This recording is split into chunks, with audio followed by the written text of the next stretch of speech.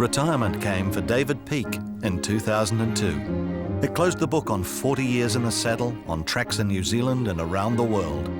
And naturally, for the jockey regarded by his peers as the ultimate professional, Peake went out a winner. History here for David Peake in his last ride, and he has got it big time. Drawing away now Country Fair, and David Peake caps off a tremendous career by a length and a half. Second Young Prince. There must have been mixed emotions for the resilient jockey and his family at the time, reviving memories of other successful rides and a great career. As he unsaddled that last time, he might have recalled doing the same on Bay Abbey at Pairoa in 1962, his first winner. Peake was so small he went straight to ground after removing the lead-filled saddle. Trainer and mentor George Cameron had to ask the steward's permission to help retrieve his young apprentice from under the load. Peake's interest in horses and racing was slow to develop. It was eventually inspired by his sister Yvonne joining a pony club. Peake had a natural affinity with horses and was leading apprentice with 29 wins in his last year. He then had a stint in Australia before returning to one of his great moments on the track. Terrific, with Grenville Hughes in the saddle, was the hot favourite for the 1967 Auckland Cup. The young Peake was sent out on Royal Sheen with the trainer's message to stick close to Hughes. Peake followed the plan to the letter, and his idol was bemused to find the new boy edging him after a fierce duel to the line in one of the most memorable Auckland Cups.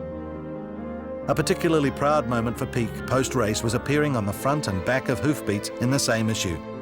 The 1970s is an absolute treasure trove for Peake memories.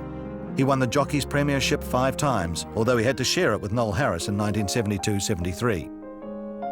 It was a decade when Peake joined forces with the legendary Ray Verner, a time when the stable was filled with champions such as Good Lord, Turf Cutter, Prince Majestic and Blue Blood. Peake and Verner had a good relationship, but the jockey was a bit miffed when he wasn't allowed to ride Good Lord to victory in the 1977 Wellington Cup. So he made sure of a big victory with one of 3 Telegraph handicap wins on Blue Blood.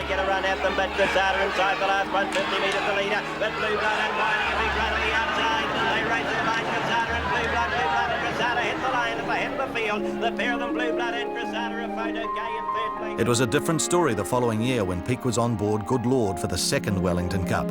A few months later, the horse, campaigning in Australia as My Good Man, brought Peake one of his biggest thrills in racing, the Sydney Cup.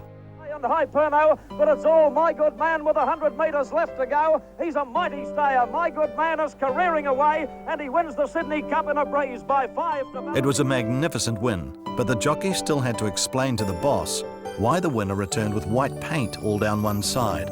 Australian Hall of Famer Darby Munro tried to keep Peake and his mount trapped on the rails, but he escaped to claim the biggest win of his career. Another fond memory of the time was a date with royalty. A win on Good Lord at Te Rapa brought a meeting with Queen Elizabeth. Peake and Verner were a formidable combination. Not only did Peake claim his 5th Jockeys Premiership in the 1977-78 season, but he cracked the century for the first time with 107 winners.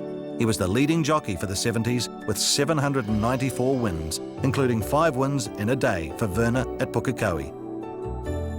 Fitness was the key to Peake's form and longevity in racing. He regularly ran the hills around his home and loved to get out on the cricket pitch with other jockeys when given a chance. Success also brought international invitations and opportunities to ride against some of the best in the world. Peake competed in Japan, South Africa, Singapore, Hong Kong, the United States and Rhodesia.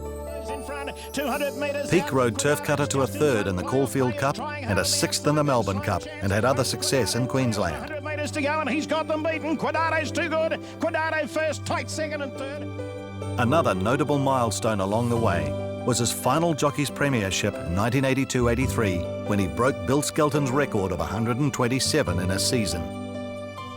1,000 winners was a proud milestone, but Peake had his eyes on the very exclusive 2,000 club. Found a little more. Knock Robin doing best though. Knock Robin went to the post to beat Outlandish Paris Trout 3rd from Juice.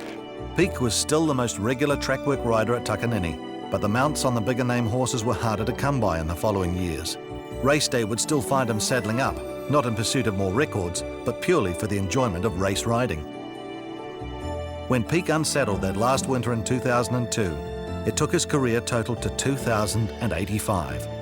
Sitting on the shelves at home were proud mementos of his biggest wins in Sydney, Auckland and Wellington Cups. And of course, there are the 6 jockey premierships. Retirement also brought acknowledgement of his success at one of his favourite tracks, Ellerslie. 392 winners over 40 years saw him join some illustrious company as an Ellerslie legend in 2005. Peake rode in an era that included many champion jockeys. He was their equal in skill and dedication. They knew that Peake would never give up, that it was always a race to the finish line. And it's that tenacity demonstrated over 40 years that now sees David Peake take his place in the Racing Hall of Fame.